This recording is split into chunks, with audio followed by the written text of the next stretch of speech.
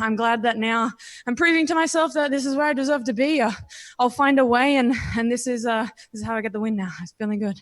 Talk to me about that consistency. That's 3 wins and 4 fights for you. So, what have you found to be able to hit your stride like this? I think just finding my mindset, like that was a big thing during the whole thing. It's like not going to fights on autopilot. Kind of sometimes I guess you go into sparring rounds on autopilot because you're in fight camp and you're just chilling, and some days you can't turn on every day, I guess. So you sort of expect it to happen. So this is the first time, not the first time, but consistently throughout these last few fights, I've tried to just be here, be in this moment, know that I'm meant to be here, know that this is exactly where I need to be. And therefore, once I get in that cage, it's the performance that I want.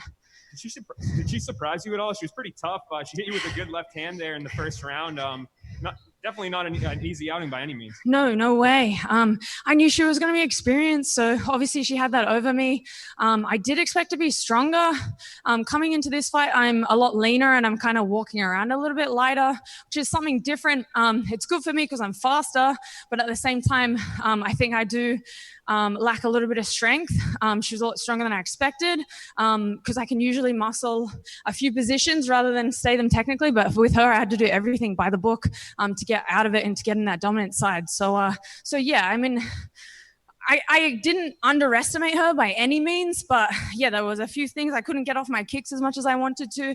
And yeah, she was a little bit stronger, but credit to her. She's a veteran and she's a super tough lady. So I expect nothing less. She had you in an interesting submission there, like kind of a TP or scorpion. I forget what they call it, but how was that tight at all? Was that close to being any sort of trouble for you? I knew that I had the gap between my shoulder the whole time, so it wasn't going to be a triangle at least. But yeah, it was hard to pop out. I couldn't swing my shoulders through, so I had to kind of sit and be patient. I surprised myself in that sense because a lot of times you'll see my fight, I kind of just start going a bit nuts and going for the shots because I want to land hands. But I'm glad I took my time and slowly got out of it because she would have definitely caught me if I had rushed it or done something stupid. And I said that she, clipped you with a good left in the first, but you almost got a submission there at the end. So do you feel like people kind of, put you guys into boxes too much about striking versus grapplers, but really you guys are full MMA artists? 100%. If you ask anyone that actually knows me, they kind of, I guess I favor the striking for sure, but I'm definitely no slouch on the ground. My ground game is definitely more MMA style. So if you put me in jiu-jitsu only, for sure there's going to be differences. But in the way of MMA, I know how to stay strong. I've never been submitted, so you can't really say that I'm just a cookie cutter striker without any grappling. And I feel like I did show that tonight. Last one for me. Obviously, I'm guessing you're going to have some stitches there, but first time. When do you want to get back in there? You think this will be your last fight of 2020, or you think? Talk to me about that. I mean, I hope not. I'm a fast healer. This will be my first cut in 20-something fights, so I'm a little bit surprised in a sense, but I really don't feel like it's going to take that long to bounce back. I know Leah's keen. She's going to come back from her surgery soon. She was aiming for December, so maybe not December just because I've got a quarantine on the way back. But yeah, definitely January, Feb. I'd love to come back as soon as possible. Thank you. Our next question will come from the line of Keith Schillen. Go ahead, Keith. Hey, Janay, congratulations. Thank you very much. Appreciate it. So, Janay, one thing we do in the media and fans also do is when a fighter loses a fight, we kind of write them off. You just turned 26. You won 3 of your last 4. You just beat one of the top-ranked girls in the division. Do you think you're just now entering your primes, and that's why we're seeing such a great performance tonight? 100%. Like I said in the last interview, I really was learning on the job in a promotion like Bellator, which is not really what you want, but due to the lack of amateur career I had and the lack of experience that I could get on the Australian scene, and I guess when I went to Asia, I am really now just kind of everything's settling, everything's coming together. I am getting that well-rounded sort of nature, and I feel like I really showed that tonight, that my maturity is finally coming out. So now I'm a force to be reckoned with. I'm really ready to step it up and work towards that title. Another thing about you, when we break down your skill set, you're known for your striking. You're also known for your athleticism. Your opponent, Jessie Mealy, she's more known for that like high pace, grinding style. That's the kind of fight we had. What kind of statement do you think that you made tonight that you actually won those battles? I feel like As much as we expected it to go a different way, I would have really liked to show my striking, but I'm glad that I went to plan B or plan C and I made those problem-solving decisions, and I came up with the solution of just ending on top, getting the takedowns when I needed, working towards the top position and working in those top positions. I just feel like I just made the adjustments to finish in the most dominant nature, and for that reason, it's kind of like, yeah, I'm showing my maturity, I'm showing my fight IQ, and I'm coming and putting it together. Donna Corby. Hi, Janay. How's it going? Good, thank you. How are you? Not too bad. 3 rounds, your first cut in your pro career, but the real fight only starts when you have to try to get back into Australia, right? 100%. It's going to be a long way home, but it's all worth it now. I can take this win home with me at least, so I'm not sitting on those 40 hours of flying in a depressed state at least. But yeah, it's going to be a little while and a couple of weeks quarantine, a little time to reflect and really critique the shit out of this freaking performance. But it'll be all positive.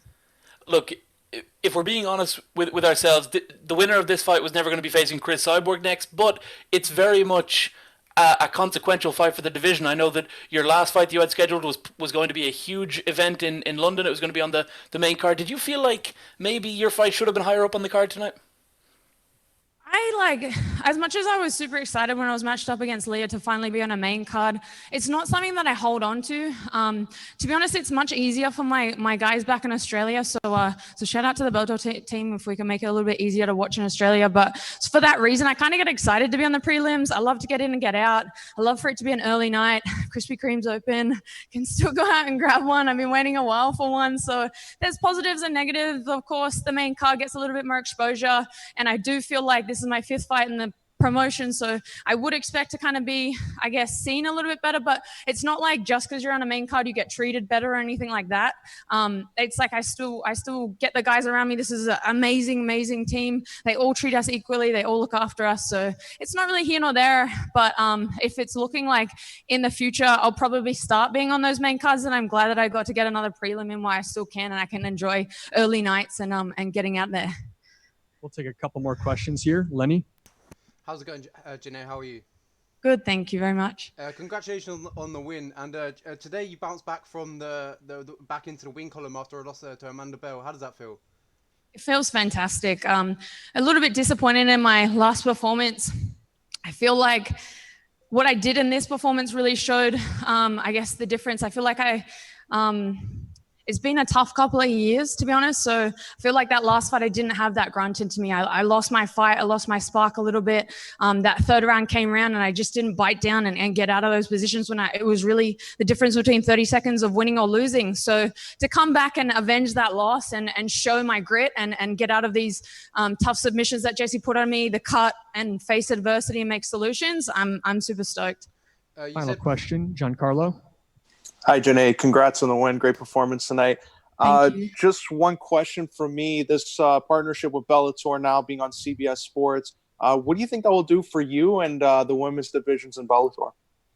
Unfortunately, I'm not super educated, I guess, in the US sort of networking is the only thing. So whatever it is, it's great. The only thing I ask is that we can start working on some sort of connection with the Australian fans. I know especially someone like Arlene, who just previously fought, we're all back home backing her, trying to watch it, and it's a little bit hard. So I don't really, no offense to your question, but I'm going to kind of avoid it, and I don't really care too much about CBS, but let's get it on Australian TV and let's make it a little bit easier for the guys at home to watch me as much as they can.